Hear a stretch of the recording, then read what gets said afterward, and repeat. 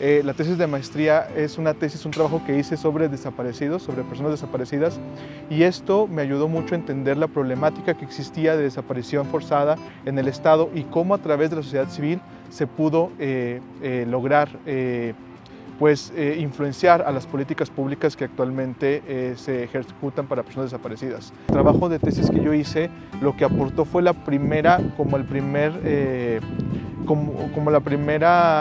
mapeo de la situación de la desaparición en Coahuila y además de los grupos organizados que estaban justamente luchando por ejercitar sus derechos, sus derechos en materia de, como familiares víctimas de desaparición.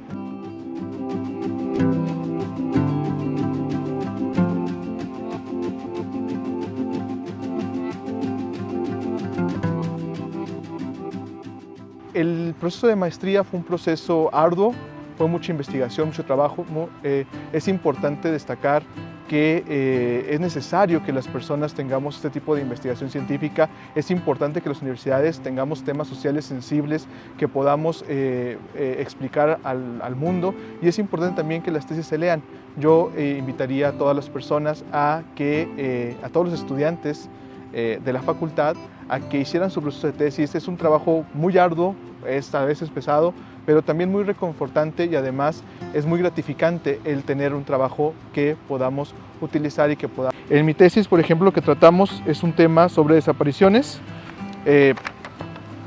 Una cosa muy interesante es, por ejemplo, todo el modelo que se sigue de desaparición a través de la historia. Entonces tenemos toda una línea en México, desgraciadamente, de conflicto, de violencia, y lo que tratamos de explicar aquí básicamente es cómo estos conflictos pueden ser resueltos desde la participación ciudadana, desde la sociedad civil, y que finalmente todas las personas tienen derecho a tener su integridad personal, su vida y su dignidad efectivamente garantizadas. El reto más fuerte fue primero elegir un tema, que ese tema fuera un tema de estudio social.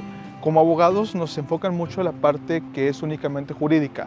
Sin embargo, mucho de nuestro trabajo también tiene que ver con ciencias sociales, con psicología incluso, y esta parte de elegir un tema tan sensible como la desaparición, pues lo que trajo como consecuencia es buscar otras ramas, es decir, no enfocarse únicamente al derecho, sino a otras materias como la ciencia política, la sociología.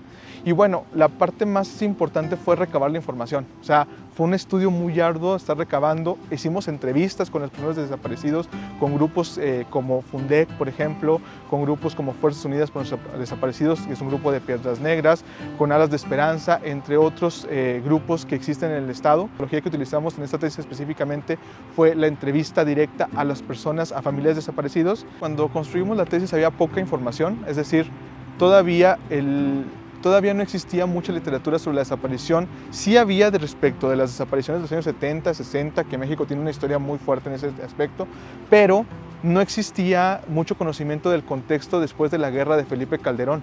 Entonces, el contexto de la lucha contra el crimen organizado después de 2007 es un contexto que apenas se iba construyendo. Entonces, a la par que construía yo mi tesis, empezaban a salir los libros de algunos autores que estaban sacando los temas. Entonces, de tal forma que, yo lo puedo decir orgullosamente, mi tesis está en el repositorio del Colegio de México, justamente porque es una de las primeras tesis que salen de este tema y la única hasta ahorita enfocada en Coahuila.